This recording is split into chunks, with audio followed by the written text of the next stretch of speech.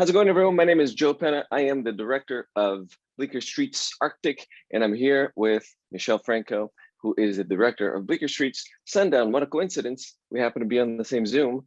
My gosh, what a movie, man. Like what, I'm flabbergasted. I am dumbfounded. I might not direct movies anymore after watching this, because I don't know if I could do the same. I'm really amazed. Congratulations. Thanks, Joe. It's always great to hear that the hard work and the years behind the movie pay off. So thank you very much. We have 30 minutes. I have 30 hours worth of questions, so I'm going to try to condense them down. I was wondering, with your previous movies and with this one, you have After Lucia, you have Chronic, you have a lot of it that deals with grief, with people drifting, people trying to protect their loved ones, and maybe they're not so successful. So I love that as a theme. How did you come up with this specific idea for Sundown? Well, I guess what you just said about those subjects that keep coming up in my movies, well, those are the biggest questions in life, right? Chronic, I wrote because of the caregiver, the nurse that took care of my grandma on her last stages of life. And After Lucia is about grief that has to do with my childhood. So it's always been personal. It's always been about what I'm observing. The difference with Sundown is that I fell into a personal crisis, some sort of depression. I call it midlife crisis. I was getting close to 40. Midlife, come on, man. Well, yeah. It's not a bad deal. 80, 85. So 40 is about, yeah, sure. We'll take it. Yeah, I've always been a bit premature. So I've always known that life has an end, that we're all gonna die. But the difference is that suddenly I felt it. Suddenly I saw my own ending, hopefully very, very far down the line. But I saw it for the first time, not just as information, as feeling that I'm gonna die one day. And I started to, again, I was in this crisis, depression, and I started to think, all I got is movies. I haven't got a family or kids like most of my friends who don't work in movies, and have regular lives. And at the same time, I was prepping New Order, and I wasn't sure I was gonna pull that movie off because it's a big scale, challenging movie. And from my gut came out Sundown. I had the idea about a guy, and I had told Tim about it, about a character that decides to stay behind by pretending that he forgot his passport. But I didn't know why or what use to make out of that idea. And in the middle of this crisis, I came up with the rest of it. It's a guy that's drifting. And at the same time, I always like having particular structure to my movies. I don't like the conventional approach to storytelling, so to speak. So I decided to stretch it and to challenge the audience in that way, and to make it some sort of mystery, and to be engaged in this character's journey without explaining why we're there. So we feel it, but we don't necessarily know it. That's up to every member of the audience. Of course, some are quicker. I would be on the slower side. I like being like, just following the movie and the director without trying to guess beforehand. Unlike me, I really make my wife upset sometimes. We're like, oh, this is going to happen. She's like, let's just watch the movie. Yeah. But women, while watching movies, are usually a lot smarter than us. I figure out things in a quicker way, and also are connected to the character. With Sundown, sorry that I'm just talking without... No, you're right. But for example, with Sundown, it's very interesting that, like I said, I didn't structure the film in a conventional way. We don't know if they're... Everybody assumes they're a couple. So most men, while watching the movie, are celebrating his little adventure without understanding what it is. And normally women figure out there's something more about that, about him. I like when a movie reveals a lot about yourself while watching. It's not just imposing a story. It's about it's more like a mirror where the audience can learn things about themselves, hopefully. What I love about it too is that when you watch it a second time, you start realizing, oh my God, it was all right there. How did I miss it? You know, why did I think this one thing? Why did I think that other thing? Um, it's a little bit like when you have the answers to a puzzle. It's like, oh, of course, you know, which is amazing. And Tim Roth, I mean, you worked with him before on Chronic. Did you write this for him or with him, or how did the writing process go for you? I wrote it with Tim in mind. I had told him about this idea, a character staying behind, but didn't know what use to make from that.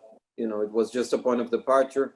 And then I wrote a script very fast, like in a few weeks, and I sent him the draft, and he said, "Don't change it much. Let's just shoot it." I was surprised. He suggested the slaughterhouse element, the fact that the money comes from slaughterhouses. That was his main thing as input. And then I asked him, "Are you sure about the script?" He told me, "I got it all figured out. I know exactly what to do with this character." And then by the time we arrive on set, he has a million questions, and I don't have the answer because unlike Chronic, where he was a trained caregiver, he knew exactly what he was doing and why. We were both lost while shooting Sundown, but I knew that I wanted to be lost. It's my seventh movie, and I wanted to create an environment, a creative environment, where I would be lost and force myself to find the answers and the solutions. But it was a bit challenging and frustrating, both for Tim and I. It's a character study that's not very straightforward. Yeah, I imagine it was very different, even though you shot it relatively close, right? For New Order and for Sundown, like almost a completely different process between trying to find the movie versus this really ordered, like, okay, now we're doing this shot in this shot list, right? I shot it only 10 months after New Order. Oh, wow. And they're very different movies and very different processes. In New Order, I was following many characters, and here we're pretty much with Tim all the time. I shot both movies as I usually do in chronological order because I like building. Oh, that's great. Slowly, yeah. And the best thing about shooting in chronological, I think, was building the relationship between Berenice, the Mexican girl, and Tim's character. Because on the script, that was more simple, and we ended up shooting and reshooting that encounter. We shot it like in 3 different ways, and again, it was frustrating, and I didn't fully understand what I was doing. And then, since I'm editing while shooting, the editor surprised me by using all 3 of them. So they kind of run into each other 2-3 times, and then they end up together. And that was a different thing. But again, it's very different than the structure of After Lucia, for example, or New Order. That was the script was much more rigid. We didn't close down the beach in Acapulco, so I also wanted to put myself in that very hard position where have Charlotte Gainsbourg and Tim Roth in a extremely crowded beach in Mexico, and let's see what happens with that. Yeah. That's amazing. That's great. You know, you can get some really great performances that way when, you know, there's at any point some beachgoer might ruin your shot because they look at the camera. Or, you know, people, after I did a movie in the snow, and I'm a Brazilian guy, a lot of people are saying, oh, you probably want to shoot at a beach, a place like Acapulco, right? But I'm thinking of the footprints, the people, like the heat. It couldn't have been an easy movie for you to shoot, right? It was extremely hot, even though it was January and February, the coolest months in Acapulco. It's still hell. And then on the script, Tim's clearly sitting under the sun all the time, but while shooting, he was like, "I'm burning." I'm like, "Did you read the script?" But we couldn't have it there for long hours. It was all very, very messy and very, very, very hard movie to shoot. very rewarding too. I don't know. I feel that it's the one the one I feel closer, at least to how I am now. So I'm very proud of having captured that, and talking to audiences like Q&As and all in cinemas in New York mostly, and a few months ago in Venice when it played there in the competition. It translates exactly the way Tim and I wanted to audiences. So I'm happy about that. You know, people often think that a smaller cast makes an easier film to shoot, but you know, having one and a half people in my movie, I found that to be the opposite. I found it actually to be much harder to shoot a movie like that, both logistically and creatively. You know, logistically because you have the actor who's used to, okay, I'm going to go sit in my trailer for 10 minutes and think about the next scene. It's like go, go, go. You got to shoot the next scene. You got to think about this, and you got to be talking to them while people are setting up lights. Did you find that to be the case with this, or you know, were you able to find it to be like kind of a normal way of shooting for you? I agree with you that the experience you're talking about, it's harder with one character, especially like Tim always says, the hardest thing for an actor is to do nothing. Yeah. And his character is very passive. He appears to be doing nothing, and then everything happens around him, and there's a lot going on. There's a lot of action in Sundown. It's never the character always keeps moving, but apparently in an effortless way. So that was hard for Tim again and for myself to shoot. And he seems to be drinking beer time and again at the beach, but it's never only that. There's always something else going on. So yeah, that was tricky. Yeah, you know, that was the thing that Mads Mikkelsen and I kept talking about all the time. Was he said from the beginning, what I'm going to rely on you the most is to make sure that I'm not like inventing something, you know, that I'm not like pushing it too far, that I'm taking a line of action in the script and I'm taking it that far off. And Matt yeah. Mikkelsen, he seems to have that kind of sensibility to understand how to play things in a slightly different way. I'd love to shoot a movie with him. It was amazing. So let's switch. I'll shoot a movie with Tim. You shoot a movie with Mads. I'll send him your number. You got his number there. Was there a difference for you in when you're directing an English-speaking character or versus a Spanish-speaking character? Like, did you find that there are like barriers for you in any way as a director? Well, with Tim, anyhow, he keeps wanting to say nothing. He keeps telling me, write me a character that never speaks. So, for example, it was interesting that the love story that goes on with Berenice, it's almost without words, because you know that was nice to shoot. I mean, of course, it's easier in Spanish. It's still hard in Spanish. So yeah, I guess English adds a layer. I can tell you that when I'm writing a script, even knowing that I'll shoot it in the States or in English, I first write in Spanish and then take it from there. I'm not directly in, you know. Yeah.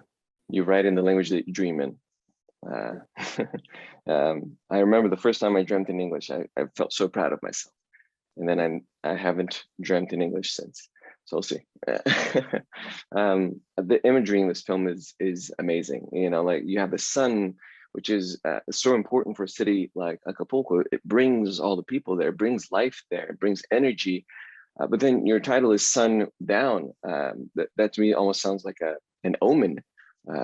What led you to this title and the imagery of the sun?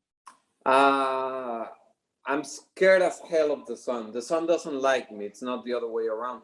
We all know we're gonna die of something, but I'm particularly afraid of the sun because there's you know, in my family there's a clinical history of it. So I'm afraid of the sun. But at the same time, it's beautiful, right? It means life and death at the same time, but it's menacing. I just like the idea of dying in the sun or living under the sun. At some point, we had the title Driftwood, where the Tim kept saying it's better. But what I like about Sundown is that it sounds gentle in a way. It's almost sweet.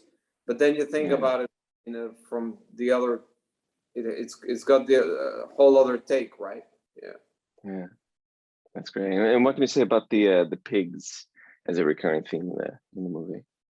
So that was Tim's idea to he asked me where's the money coming from, and he came up with a slaughterhouse element. And I you were talking about dreams, and you know how hard it is to fit dreams into a movie, and or that kind of imagery. My favorite director is definitely Luis Buñuel. So but then again, I shot in other movies options for this, and I never end up using it. Or in New Order, there's a bit of it at the beginning of the movie on the opening. But here I found the opportunity without explaining. Only at the end we understand why he was imagining all these hawks, and it has to do with his health and with some sort of karma where the money is coming from. So and of course it has to do also with death, with the end of life. So yeah, it kind of made sense, and I gotta say I'm proud of those moments because they're hard to achieve somehow. Yeah. It can very easily come off as unnecessary, pretentious, whatever words people want to ascribe to it. But here, if you do it right, and I felt like Sundown did, you get the sense that like there is something behind this, and it's one of those moments that keep you off of your phone. Like I remember when I first got to seeing the movie, I wanted to write down some questions. I sat down in front of my TV, and like I have my little notebook, and then I didn't write down a single question for the entirety of the movie. I was just enthralled with it the entirety of the time. So that's great. You kept you kept me there. Also, it shouldn't be like an intellectual thing, the movie, at all. It should be an experience, sensorial. That's also the song, right? The heat. You should all that noise and the music at the beach, and the heat and the beers and the love making, but it should all be just like an experience. Like it should be easy for you to feel that you're there. I think that's also good about not explaining beforehand what the film is about, because you sign up for this journey, and that's also why I didn't want to close down the beach in Acapulco. So to capture a little bit of that, of what that really is like, not just to impose a movie set on the beach, but to try to capture to feel how it is for real. And it comes across, because I mean, little tiny things that the audience can catch on can throw you off almost immediately. It can break the whole facade of what they're doing.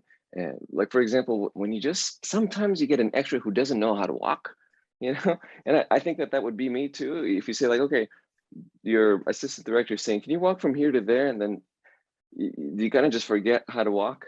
And sometimes it ends up in the background of a movie, and us as directors, we're focused on what's over here. And then in the edit, all you can see is that person who doesn't know how to walk, and you're like, kind of, get upset. Do I have money for me? We have money for VFX. Can we take this person away? Like, did you find that there were moments like that where you found that? We made it so messy, and only Berenice, only Yasua Larios is a professional actor. The rest of them are locals from Acapulco. Well, and Monica plays the clerk. It's a tiny role. But the reason why she's there is because she found all the people, she casted all the locals. And what I do is never direct them and make them feel comfortable, and they can do whatever they want as long as they're not looking into the camera. So I'm never saying walk like this or do that, and they're just free. And I agree with you.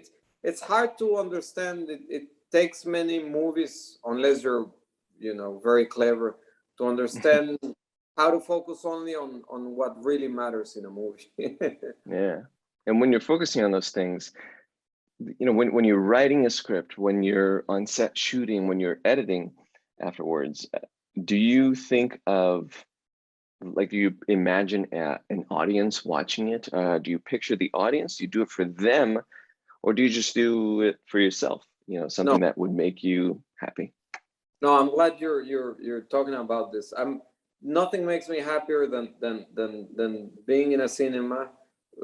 You know, and I just experienced this in New York with Sundown. People are sitting there watching, Yeah. and can have a conversation with them, and I can see how it affected them, and that's why I make a movie. If I was gonna shoot a movie, even if I had, you know, $100 million to make a movie the way I want it, I want to shoot it, and then nobody will ever watch it, I wouldn't do it. I only shoot it for people. It only exists when it reaches an audience.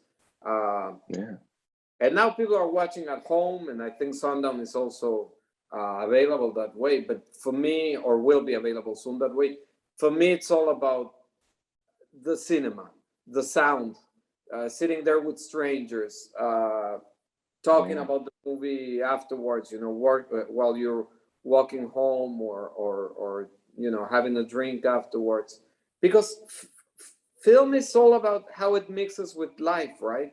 What again? It's about what you find of yourself in the movie. So yeah, I the pleasure really comes from having a dialogue with the audience, not a monologue. Yeah, yeah. The directors often talk about that there's one screening that before that screening, it's scarier than the rest for some reason. You know, Kenneth Branagh, for example, Sir Kenneth Branagh, talks about Belfast, playing Belfast in Belfast, you know, or Steven Spielberg talked about, you know, moments when playing Schindler's List was scarier because it was some people who were affected by that more than others. Was there one screening for you that was scarier than the rest? Ah, well, my very first movie in Canada, The Fortnight, because I didn't know what to expect or anything. But every time I've been back to Cannes and to Venice, screening on one of the big rooms, Yeah. my stomach get upset, and you know, yeah, I mean, it's you have 1,500 people walking in with tuxedos. You know that they're uncomfortable. Like you better have a good movie at that point, you know? yeah. No, and people are critics, and audiences are wanting to do this or this, you know, They and boo. they're They literally boo out loud. It's scary. I've been, I've been lucky to always have had very nice screenings, and in some cases awards towards the end of the festival. So when I hear Venice or Cannes, to me it's good. You know, like when I see that Oh yeah, poster behind you, I feel good about it. It's yeah. not for some people it's been hell, but for me it's been fantastic. For example, Cannes is where I met Tim Roth because he was the head of the jury when I got the award for After Lucia. Wow. They said, let's work together, and that was 10 years ago, and it changed my life. So yeah, Cannes and Venice are the main. You know, I have beautiful relationship with those places. I'm going to force you to answer my two least favorite questions that I get as a director. I just don't know how to answer those. So I want to see if you can, if I can just steal your answers, really. Would you ever direct a film that you didn't write? I mean, the answer is yes. If the script really you know, if I feel as if I've written the script and everything, but then I guess it's never gonna happen because when I'm shooting a movie and talking with actors or with the crew, I often get lost. I don't know how you feel about it, but Hmm. I and the fact that I'm the single writer, Hmm. it's at least I'm entitled to be lost. And sometimes the actors are explaining me what the scene is about or what the film is about, and that's okay because I wrote it alone. So you know, it's again about allowing to feel lost. But if it's not my script, then I'll feel like an idiot shooting and saying, "Oh, I never fully understood what I read, you know, up until now." Yeah. So I would feel negative about it, and mostly because to me the biggest pleasure comes from I had that idea while I was sitting on a train somewhere or talking to a certain, you know, or whatever, and that a film came out of that moment. That's the Yeah. biggest pleasure, I guess. No, you're right. You know, there are some moments every once in a while where someone comes up to you and goes, "Oh my gosh, this beautiful thing that you did here perfectly mirrors this moment in the end," and you go, "Oh yeah, yeah, yes, absolutely." Okay, well, if that mirrors that at the end, you know, and then you start getting ideas out of that, you know, and people can draw different meanings out of it. You know, for my movie, um, it was it was almost funny how Mads and I would always have almost the complete opposite initial reaction to something, to the point where we agreed that we weren't going to tell each other like what the backstory to this character was, and I would just tell him when it didn't, whatever he was doing wasn't working for me, um, because then we created this almost this amalgamate of a character, this person who these two different people. Eventually, we told each other after the movie ending was after the movie was shot. But you know, it was something where it made sense for both of us. So do you know, when you're having those conversations, for example, with Tim, did you have those moments where you were like, okay, this doesn't make sense for me. How does it make sense for you? And you try to make those work together. We have big arguments sometimes, but mostly I'd say he's similar to what you described with Matt's regarding, like, he's like, let me do my thing. You know, let me deal with it. I got Yeah. it. And then Yeah, there's I see. arguments, but yeah, I like what you described about Matt's Yeah. saying, because then you get intellectual, so you intellectualize, you know, and we might build stories in our heads that won't translate cinematically. And I think Yeah. these great actors know how, you know, they're very concrete about what's gonna end up being there on the screen.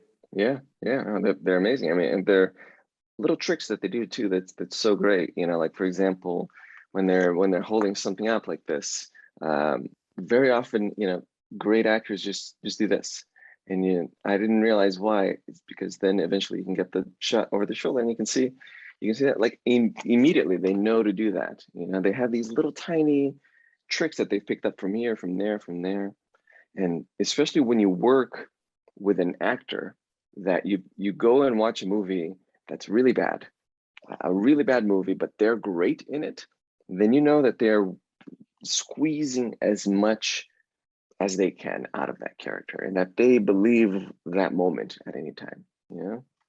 Yeah, but that's great. why, to me, that's exactly the difference between a great actor and you don't have to really direct them much. They do their thing. Yeah.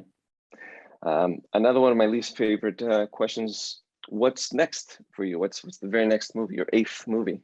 I got a script that I'm not ready to discuss, not because I'm secretive, but because, and that's the other nice thing about writing and directing, is that you allow yourself to understand the writing while shooting, or to change the writing, or to, yeah. So I'm trying to figure out what's next, but yeah, I'm in that process. I always try to be into the next movie because otherwise I feel lost in life.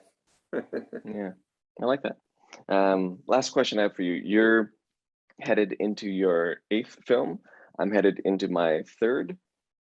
Enlighten my path. What should I? What do you have for me here? Oh Jesus! Yeah, that's a tough one. I can tell you that I don't know more about it now. 5 movies later, you know. So I say, but I think it's a nice thing. It's not the opposite. It never gets easier. It should never start to be automatic. I think the moment a filmmaker starts to be like, oh, I know what I'm doing, I think that's the beginning of the end. So I think it's always good to be jumping into the next movie, never to stop that, especially when we're kind of young. Yeah, because I think that's the only way to push ourselves to improve, to keep. I don't sympathize with directors that say I'm gonna sit back and let a film come, arrive somehow, inspire. No, I think you gotta chase it, and you gotta, yeah. I think you're right, man. I think that's a lot in not only in movies but also in life. You know, if if you're not actively chasing something, then you don't get it. Yeah. And it becomes something that is, you might get something that comes out of the ether for you, a spark, but how often does that happen? It's about that discipline. Do you know when you're shooting next? Me? I have 4 different movies, all in different stages, that I see as buying a bunch of tickets, buying a train ticket, buying a plane ticket, buying a gas for a car, I guess. I'm straining the metaphor. And whichever one reveals itself to be my next movie, that's going to be the one that I'll do. Well, I'm intrigued. Thank you so much for the conversation, Michel. I mean, this was enlightening. This was really great. I really loved your film. Where can I see it? It's playing in many theaters, and it's yeah. Just buy a ticket, get online, buy a ticket, and go watch it on the big screen. The best way to watch a movie. Home is good too, but I love cinemas.